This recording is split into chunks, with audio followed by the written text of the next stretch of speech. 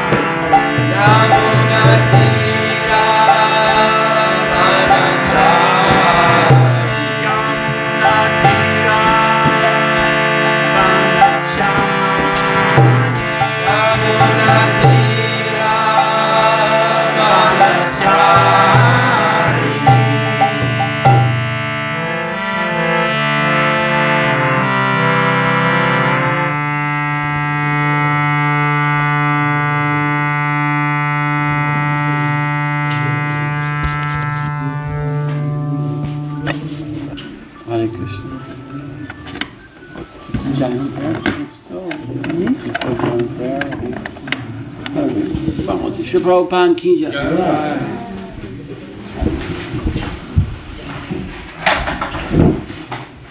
Om Namo Bhagavate Vasudevaya. Om Namo Bhagavate Vasudevaya. Om Namo Bhagavate Vasudevaya. Om Namo Bhagavate Vasudevaya. Om Namo Bhagavate Vasudevaya. Om Jnanatinidandasya Jnananjana Shalakaya Chakshurunmilitam Yena Tasmai Shri Gurave Namaha.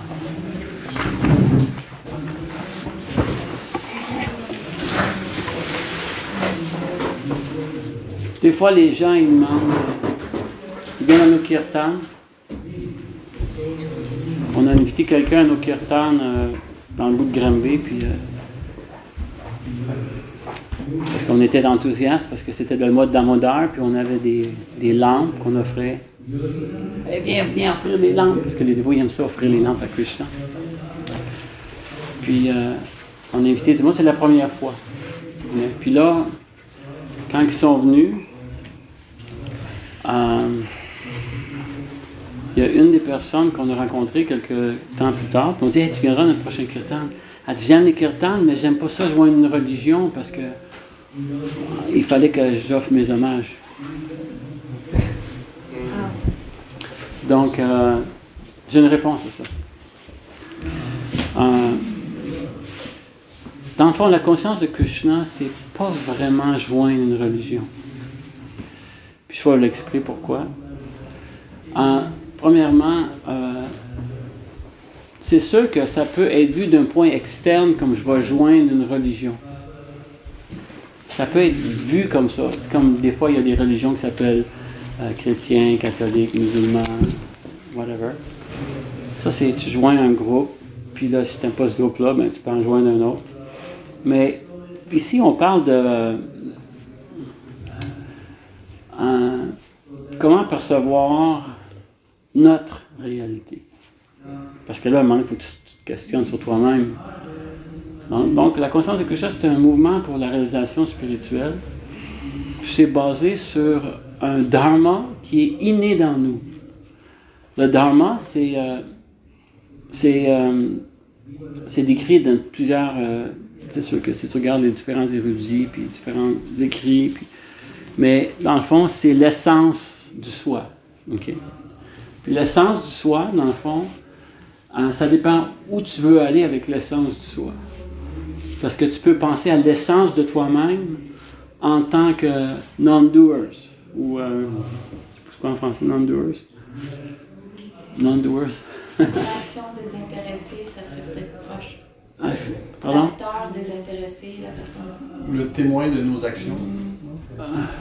Tu dis quoi? Non, le témoin de nos non-actions. Autrement dit, il y a des gens qui veulent être en connexion avec le tout ou le Brahman, qui est aussi, qui a sa valeur spirituelle. Mais si tu regardes, c'est parce qu'on s'en va dans le 10e chapitre de la Bhagavad Gita. Là. Donc, si tu regardes l'essence de tous les êtres, c'est une obligation d'agir par force du temps sur les entités vivantes dans ce monde. Mais il y a même un autre monde qui est un monde actif, mais spontané. Mais les deux, ils ont les mêmes features, les mêmes aspects, on peut dire. C'est l'aspect de service, bizarrement. Ben ouais. Tout le monde dans ce monde, c'est un serviteur. On est un serviteur parce que on doit tout le temps servir. On va aller du plus grossier jusqu'au plus subtil. Okay? Quand tu as faim, là, ben, il faut que tu manges. Quand tu as soif, il faut que tu manges. Puis quand tu te sens seul, il faut que tu sois avec du monde. Puis, quelle que soit ta situation, il faut que tu reçoives des dictations de l'énergie externe. Okay? Comme par exemple, si tu as faim, ben, il faut que tu te rendes à un endroit, il faut que tu te rendes au frigo. Puis là, tu sers ton estomac. Hein? Donc, c'est naturel de servir. Mais aussi, si on va plus profond que juste servir notre corps, ben, on va servir l'humanité. Parce qu'il y a des gens qui sont... ils aiment faire... ils aiment alléger quand la pauvreté est là, puis c'est pour ça qu'ils vont faire des services pour les gens. Mais si on va dire que tu as la position haute dans la société, comme le premier ministre ou le président d'un pays, ben même lui, c'est le serviteur des citoyens. Donc on doit tous servir. Il n'y a pas d'aspect dans nous qui n'est pas un serviteur. Donc si une personne offre ses hommages, c'est juste une réalisation qu'on est des serviteurs.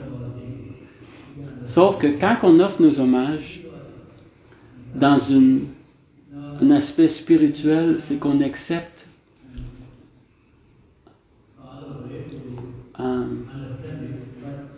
je ne me rappelle plus du sanskrit. Qu'on est des serviteurs éternels. Dieu est éternel, puis je suis éternel. Ça, c'est une réalisation assez importante qu'on est éternel en passant. Donc, Nadvevaham jatunasham nadvam nime janadipa nadsheva nabhavishyamam sarvivayam ataparam. Krishna dit au début de la Bhagavad Gita que jamais n'était le temps où nous n'existions pas, ni toi, ni moi, ni tous ces rois. Dans le futur, on va toujours exister.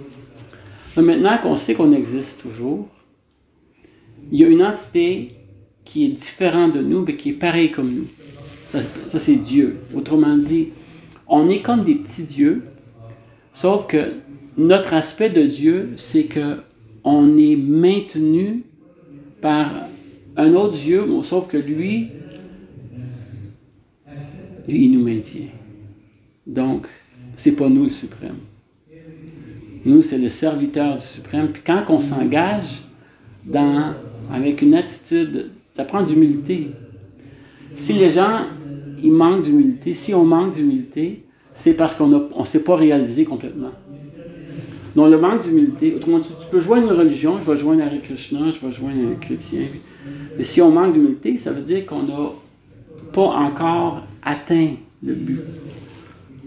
Puis, l'humilité, c'est un des symptômes. Il y a plusieurs symptômes d'une personne avancée spirituellement. Puis, un symptôme, c'est l'humilité. Puis des fois, peut-être qu'on n'a pas tout le temps le goût d'offrir nos hommages, mais il y avait un disciple de Prabhupada, son nom c'est Garga Muni. Puis il a dit à Prabhupada, tu sais, Prabhupada, moi, il a offert mes hommages tout le temps, là. Prabhupada, il a dit, fais-les quand même. Puis le sentiment va venir plus tard. Que quand tu offres tes hommages, ben, tu acceptes la protection de la source de ta propre existence. Ça devient un acte dévotionnel par lequel Krishna peut réciproquer avec nous. Donc, le service de dévotion, c'est recevoir l'opportunité de servir la source de notre propre existence. Donc, ça devient un acte de dévotion. Donc, Krishna, il se sent... il veut réciproquer avec nous. Donc, c'est pas n'importe qui peut avoir la révélation que Krishna est la personne suprême. C'est pas n'importe qui. Donc, aujourd'hui, je regardais le kirtan, puis il y avait une petite fille qui était à côté de son papa, puis elle se faisait aller pas mal. Puis c'était cute. Mais tu voyais qu'elle se sentait protégée. Il n'y avait rien, il n'y avait pas de problème ici. Mon papa, il est là, puis il chante, moi je vais danser. Donc, c'était comme un acte de dévotion avec l'intensité de la protection. Donc, si une personne, par ses propres pouvoirs, essaie d'obtenir quelque chose dans ce monde, il peut y arriver. Que tu sois un matérialiste, que tu sois un yogi, mais un bhakta, il dépend toujours du Seigneur suprême. OK? Puis comment que ça fonctionne? C'est que, vu qu'il dépend de la personne suprême, c'est comme un yogi, c'est comme un bébé singe avec la guenon. Puis un bhakta, c'est comme un chaton avec une chatte.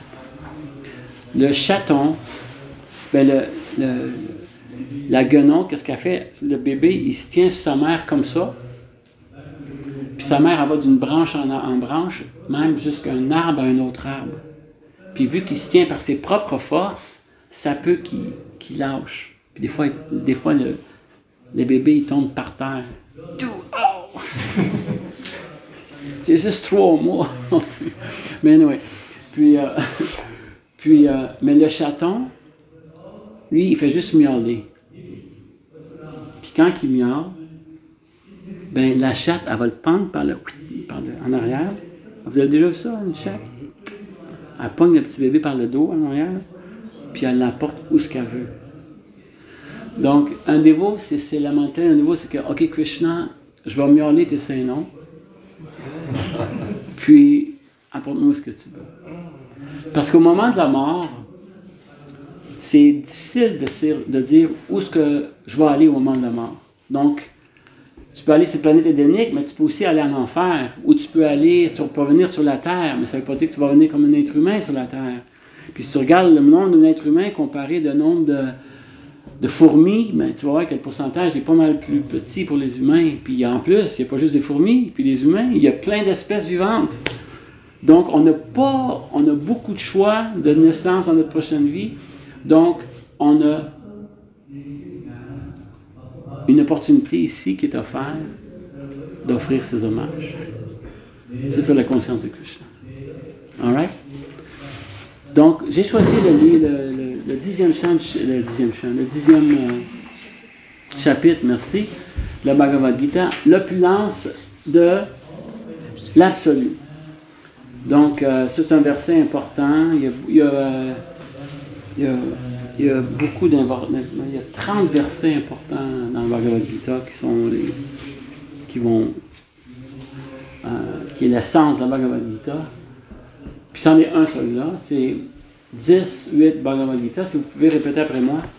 Aham sarvasya prabhavo. Aham sarvasya prabhavo. Aham sarvasya prabhavo. Aham sarvasya prabhavo. Mata sarvam pravartate. Mata sarvam pravartate. Mata sarvam pravartate. Mata sarvam pravartate. Iti madhva bhajante mam. Iti madhva bhajante mam. Iti madhva bhajante mam. Iti madhva bhajante mam. Buddha Bhava Samandita. Buddha Bhava Samandita. Buddha Bhava Samandita. Buddha Bhava Samandita. Est-ce qu'il y a quelqu'un qui voudrait le chanter? On va répéter après vous. Allez-y. Aham sarvasya prabhavo. Aham sarvasya prabhavo. Mata sarvam pravartate. Mata sarvam pravartate. Iti madhva bhajante mam. Iti madhva bhajante mam. Buddha bhava samanvita. Buddha Bhava Samandita. Une autre personne? Aham sarvasya prabhavo. Aham sarvasya prabhavo. Mata sarvam pravartate. Mata sarvam Pravartate. Iti madhva bhajante mam. Iti madhva bhajante mam. Buddha bhava samanvita. Buddha Bhava Samandita. Aham sarvasya prabhavo. Aham sarvasya prabhavo. Mataha sarva pravyate. Mata sarvam pravartate. Iti madhva yante mam. Iti madhva bhajante mam. Buddha bhava samabhitaha. Buddha Bhava Samandita. Francis, pourrais-tu lire je dirais, vas-y mot pour mot. Mot pour mot. Ah oui. Aham. Aham. Je. Sarvasya. Sarvasya. De tout. De tout. Prabhava. Prabhava. Source de création. Source de création. Mata. Mata. De moi. De moi. Sarvam. Sarvam. Tout. Tout. Pravartate. Pravartate. Eman. Eman. Iti. Iti. Ainsi. Ainsi. Madhva. Madhva. Sachant. Sachant. Bhajante. Bhajante. Deviennent dévoués. Deviennent dévoués. Mam. Mam. À moi. À moi. Bouddha. Bouddha. Ceux qui ont la connaissance. Ceux qui ont la connaissance. Bhava Samanvitaha. Bhava Samanvitaha. Avec une grande attention. Avec une grande attention. Des mondes spirituels et matériels, je suis la source. Continue. De moi, tout émane. Les sages qui connaissent parfaitement cette vérité me servent et m'adorent avec tout leur cœur, de tout leur cœur. OK.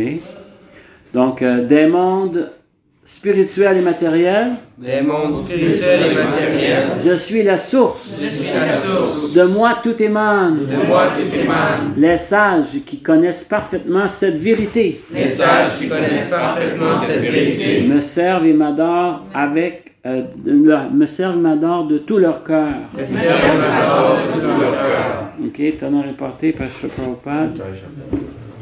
L'érudit pleinement versé dans l'étude des Védas, qui a reçu son enseignement d'autorité tel que Sri Chaitanya et celle l'appliquer, est à même de comprendre que Krishna est l'origine de tout ce qui est dans les mondes matériels et spirituels. Cette parfaite connaissance lui permet de se fixer dans le service du Seigneur suprême, et ni les sots ni leurs commentaires les plus absurdes, aussi nombreux soient-ils, ne peuvent l'égarer. Tous les écrits védiques s'accordent sur le fait que Krishna est la source de Brahma, de Shiva et des autres dévas. Dans l'Atharva Veda, Gopal Tapani Upanishad 1.24, il est dit Yo Brahma Nyam Vida Dati Purvam Yo Vai Vedam Scha Gapa Yati Sma Krishna. Au début de la création, Krishna transmit à Brahma le savoir védique. C'est aussi lui qui de tout temps le dissémina de par le monde. Dans la Narayan Upanishad 1, on peut lire Ata Purusho Avai Narayano Kama Yata Praja Shrijayati. Narayan, la personne suprême, désira alors créer les êtres, puis Narayanad Brahma Jayate Narayanyad Prajapati Prajayate Narayanyad Indro Jayate Narayanyad Ashto Vashavo Jayante Narayana Ekadasha Rudra Jayante Narayanyad Vadasha Aditya. Narayan donna naissance à Brahma et aux patriarches, mais aussi à Indra, aux 8 Vasus, aux 11 Rudras et aux 12 Adityas. Narayan est une émanation de Krishna. C'est beau. Donc, première chose, c'est que si on veut établir une vérité, ben, il y a plusieurs manières de comprendre la vérité. Il y a à travers nos sens, il y a à travers notre mental, inductif, ça s'appelle en français, Pratyaksha, Anumana, puis l'autre c'est Shabda. Donc, Pratyaksha, c'est à travers nos sens. Donc, la distance du soleil ou la distance de la lune, tu regardes, tu prends ton compas, ton compas, puis tu t'es. Mais qu'est-ce qu'on voit, qu'est-ce qu'on touche? J'ai trouvé quelque chose aujourd'hui, j'aurais dû l'emmener avec moi. J'ai comme des petites photos, puis tu regardes la photo, puis on dirait que la photo elle tourne, puis elle tourne pas, tu sais. Mais on dirait qu'elle tourne parce que nos yeux bougent, puis ça produit des. Donc, on est vraiment limité par nos sens. Donc, si on veut percevoir la vérité par nos sens, ça peut avoir ses limites. Comme par exemple, je ne peux pas voir qu'est-ce qu'il y a de l'autre côté du mur, par exemple. Ou en plus, la seule manière que mes yeux peuvent voir, c'est s'il y a de la lumière.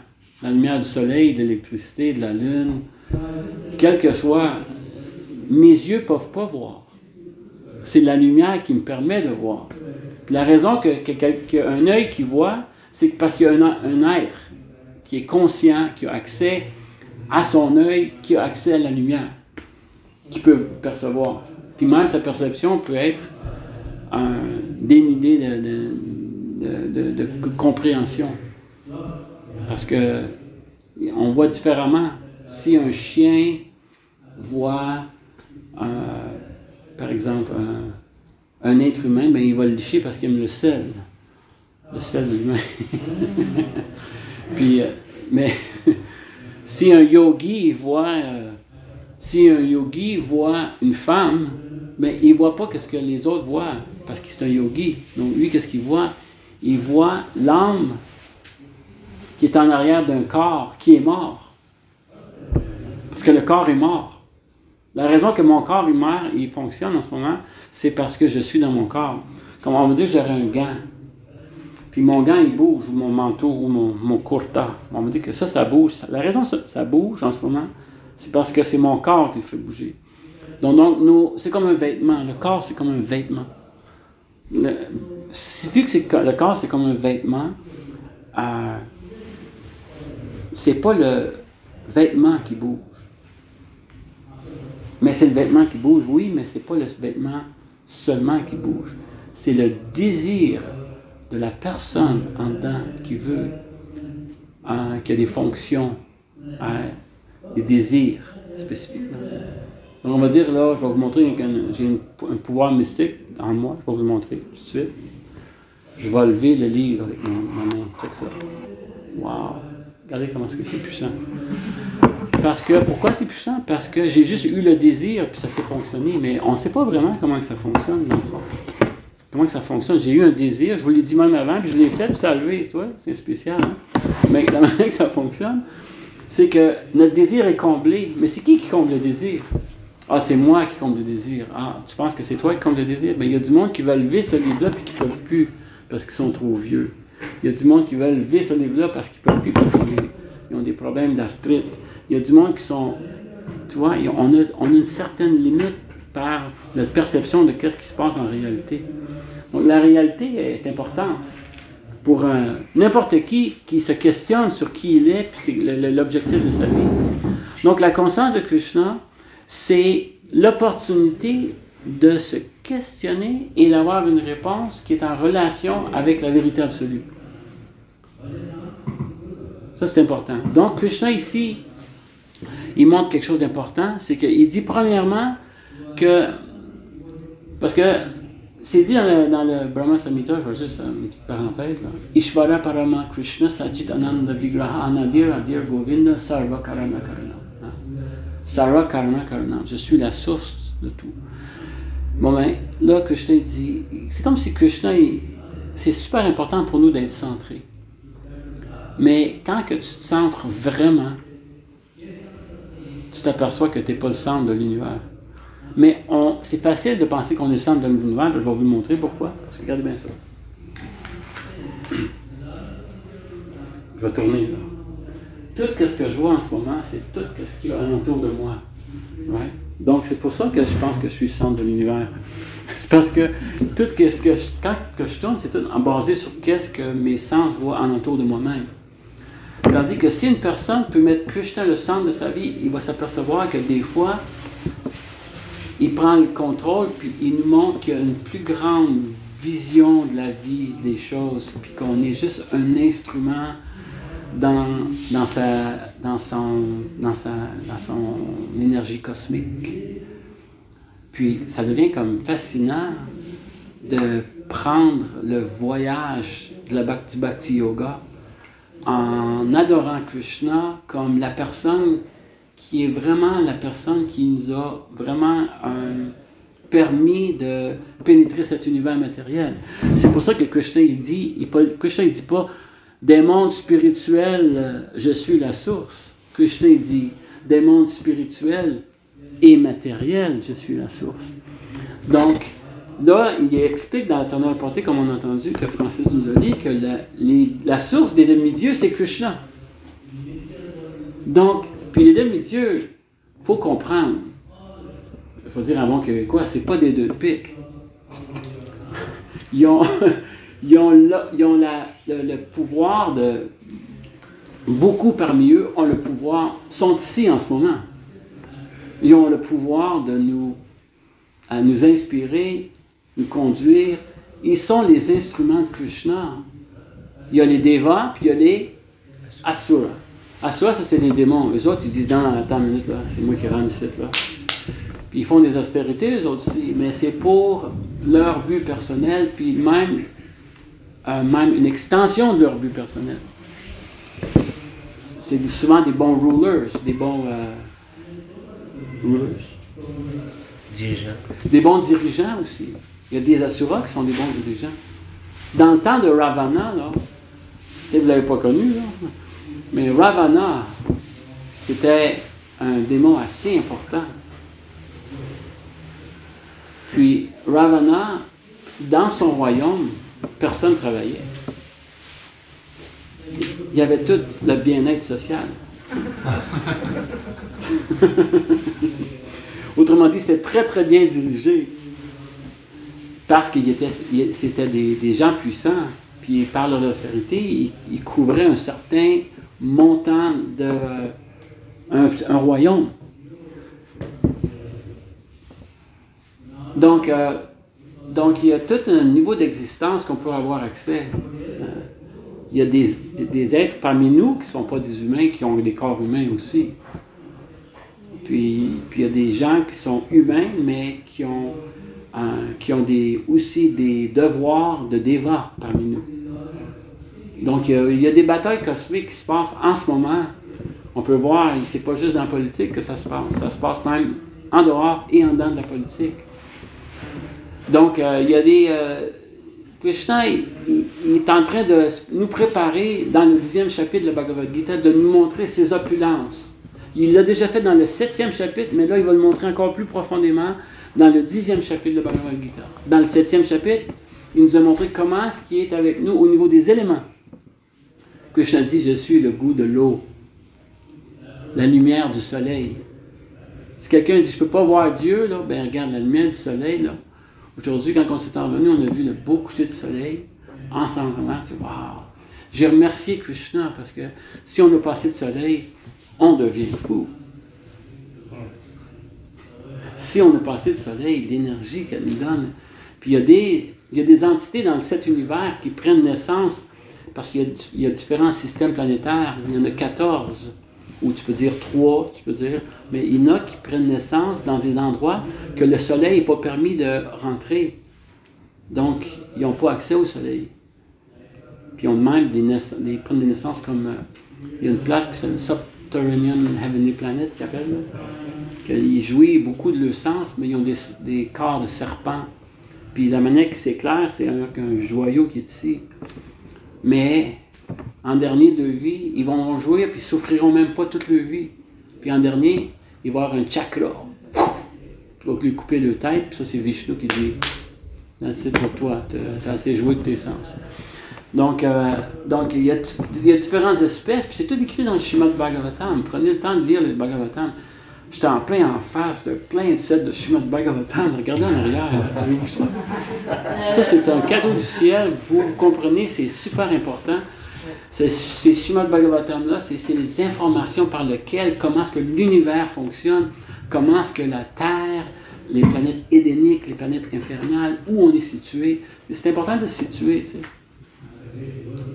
Avez-vous déjà pensé à ça? Il faut qu'on se situe, tu sais. On va dire que, tu sais, tu vas à l'école, puis tu dis, OK, quel âge que tu as? Puis j'ai 5 ans, mais je veux commencer par l'université. Ça se peut que tu ne sois pas accepté. Avant la première, mais va en maternelle, puis après ça, apprends à lire, tu vois. Mais lis le Bhagavad Gita, puis après, le Srimad Bhagavatam va nous emmener dans une autre dimension. Va nous permettre de nous ouvrir à un aspect de la vie qui est important. Puis que ça, dans le Bhagavatam, il fait juste nous montrer un petit peu qu'est-ce que c'est, comment ce qui est présent dans le monde matériel. Dans le Bhagavatam? Dans le Bhagavad Gita, excuse-moi. Donc, Arjuna dit, je t'en prie, instruis-moi en détail de tes divines splendeurs par laquelle tu pénètres dans ce monde. Krishna, il en dit des belles affaires. Puis Krishna, il dit, tu sais, parce que, comment on peut méditer sur Krishna? Premièrement, tu ne l'as jamais vu. Les mondes, quand ils viennent ici, ils viennent au temple, qu'est-ce qu'ils voient? Ils voient une statue, ils ne voient pas Krishna. Sauf qu'il y en a parmi eux, parmi les gens qui viennent ici, qui s'aperçoivent que Krishna se réciproque avec eux par le service de dévotion. C'est pour ça qu'au début, il y a 3 différents niveaux. Il y en a un qui s'appelle Priti, l'autre c'est Mano, je ne me rappelle pas le nom dans le sanskrit, puis l'autre après ça c'est Prema. Priti, c'est quand que tu ne vois pas la personne, mais tu en entends parler. Donc les dévots de Krishna, ils vont glorifier Krishna, ils vont aimer Krishna, tu vois. Par leur association, tu as le goût d'être avec eux. Tu vois les caractéristiques divines. Ils pardonnent, ils sont puissants, puis ils ont plein d'amour. Puis là, tu dis, waouh, moi j'aime ça avec ce monde-là. Moi, c'est avec eux que je veux être. Puis je veux être comme ça. Quand le monde est rencontré par Prabhupada, waouh! C'est sûr que des fois, tu l'imites, puis tu peux pogner le bord, là, parce que quand tu imites, des fois, c'est pas ça le point. Tu restes quisqueté, puis fais ton propre progrès. Mais nous, on va t'expliquer pas de ça. Là. Est-ce que vous entendez ce que je dis? C'est clair? OK. Là, non, qu'est-ce que je voulais dire? Là, je suis en train de me perdre là-dedans. Pretty. Oui. Donc, Priti, tu entends parler de la personne, mais tu ne l'as pas vue. Mais tu l'aimes déjà. Ça, c'est Priti. Tu entends parler. Tu dis, ah oui, Krishna, c'est un enchanteur. Il enchante. Son nom, c'est Madan Mohan. Cupidon. C'est le Cupidon transcendantal.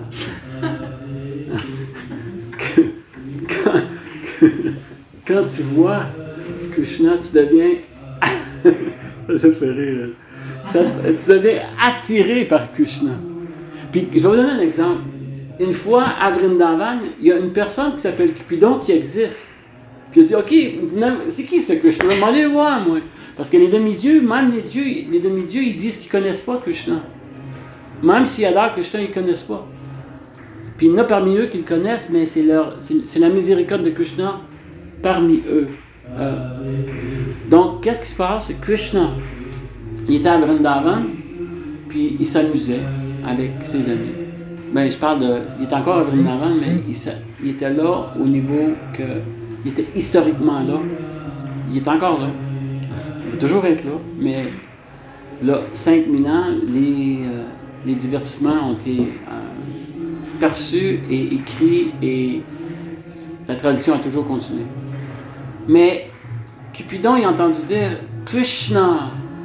C'est qui ce Krishna là? Allez voir, moi, on va le mettre en. Parce que tu sais, quand que Krishna il arrive, quand Cupidon il arrive, puis quand une personne reçoit ça, il devient affecté par des désirs de concupiscence, puis la personne veut se connecter à un niveau corporel. So, Cupidon il est arrivé, il a pris son. Puis il a dit, c'est qui le Krishna? Puis il dit, il est là-bas. Oh! Il a vu Krishna de ses propres yeux. Il a pris son arc. Il a pris sa flèche. Il l'a étiré. Puis il a été vers Krishna. Il est là, Krishna. Puis quand il est arrivé pour l'attirer, il a vu Krishna de ses propres yeux. Puis c'était Cupidon lui-même qui est super cute. Il est arrivé comme ça. Il était enchanté. Puis il est tombé sur le dos. Il n'a pas été capable de tirer Krishna avec sa flèche. Donc Krishna est reconnu par le nom de Madan Mohan. Il attire même des millions de Cupidons par sa beauté. Mais pour comprendre la beauté de Krishna, on entend ça, on devient attiré. Donc on développe un goût déjà, même sans l'avoir vu. Mais par la pratique du Bhakti Yoga, Krishna peut se révéler à son niveau. Puis à ce moment-là, quand une personne a la révélation de Krishna, à ce moment-là, ça devient un autre stage. Ça se rend jusqu'à Prema. Puis même après Prema, il y a différents niveaux, mais on va Prema, ça veut dire Prema Pumartu Mahan, comme si Chaitanya Mahaprabhu a dit. Il y a différents buts de le monde que les êtres humains ont dans la vie, donc Dharma, Artha, Kama et Moksha. Puis, en autre chose, ça c'est Dharma, ça fait que tu fais tes actions spirituelles. Dharma, Artha, par ton sadhana, par tes activités spirituelles, que tu chantes les saints noms, que tu vas en messe, que tu fais ton whatever. À un moment donné, tu reçois les bénéfices matériels de ce que tu as. Ça s'appelle Artha. Puis après ça, tu peux jouir de tes sens parce que tu as l'opulence. Si tu n'as pas une scène, tu ne peux pas t'acheter de la crème glacée au magasin. Tu l'as pas. T'sais. Donc, ça prend des sous, ça prend l'opulence. Puis après ça, ben là, quand que tu t'aperçois que même si tu peux jouer de tes sens avec toute l'opulence que tu as, tu n'es pas satisfait. Donc, moksha. Moksha, ça veut dire la libération. Mais Sri Chaitanya Mahaprabhu, il a dit quelque chose de plus élevé que la libération. C'est l'amour de Dieu. Donc, cet amour de Dieu, c'est l'essence de qui l'entité, de qui on est. Donc, on ne joint pas une religion ici, là. On arrive à la maison, là. On est rendu dans le...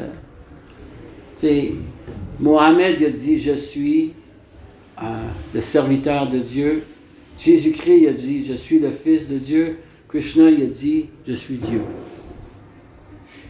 Donc, que ce soit Mohammed ou Jésus, ils nous dirigent tous vers Krishna. Hein? Donc, une personne qui comprend ça, il dit, ben attends une minute, il y a peut-être quelque chose ici d'important, là.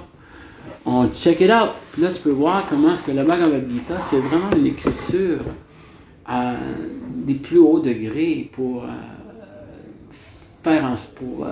qu'une personne fixe son attention sur la source de notre propre existence. Donc, dans ce cas-là, il peut vraiment s'abandonner à Krishna. Avec confiance. Parce que si tu dis qu'il y a quelque chose tout le temps plus haut, ça ne sera jamais assez. T'sais. On va dire, regarde, quand tu es petit, ben, tu t'abandonnes à tes parents. Mais tu t'aperçois quand tu commences à être ado que ton père et ta mère n'étaient pas aussi parfaits que tu pensais quand tu étais plus jeune. Tu sais, ben là, dans ce cas-là, on va aller voir en dehors de mes parents. J'ai des amis, les autres ils ont l'air à savoir ce qui se passe. Là, ils t'embarquent dans des affaires qui n'ont pas de sens. Là, tu vois, c'est peut-être pas mes amis. Puis là, anyway, tu essaies quelqu'un. Y a-tu quelqu'un qui sait quoi? Puis là, à un moment donné, tu t'aperçois que là, tu as accès à des personnalités comme Mohammed, puis Jésus, puis Ganesh, puis Shiva. Puis eux autres, ils ont l'habilité de nous diriger vers les bonnes choses. Les autres, c'est un peu dangereux. Mais au moins, les gens qui sont évolués spirituellement, eux autres, ils vont nous aider, ils vont nous éclairer. Une fois, il y a quelqu'un qui a dit Einstein, quelqu'un a demandé à Einstein, est-ce que tu crois en Dieu? Il dit, comment est-ce que tu peux pas croire en Dieu? Je le vois partout, moi, Dieu. C'est ça que Einstein a dit. Oui, on sait que c'est fini. Mais une petite dernière phrase. De toute façon, il attend pour le prochain. Oui, on n'ira pas là. Là, Prabhupada, quand quelqu'un a dit ça à Prabhupada a dit, OK. Mais si Einstein, il ne sait pas que c'est Krishna, il est encore dans l'ignorance. C'est ça qu'il dit. C'est ça la conscience de Krishna. La forme la plus belle, la plus puissante, la plus merveilleuse de toutes, c'est celui qui est retourné en trois bending forms. Comme ça, tu regardes Krishna, il n'est pas vraiment straight. Il est courbé, puis il y a une flûte, comme ça. Puis quand il joue de sa flûte,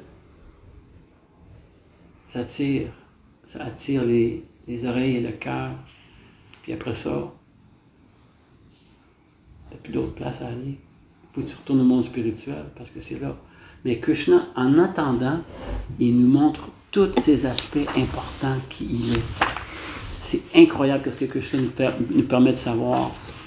Que de tous les éléments, il est présent dans chaque élément. La terre, l'eau, le feu.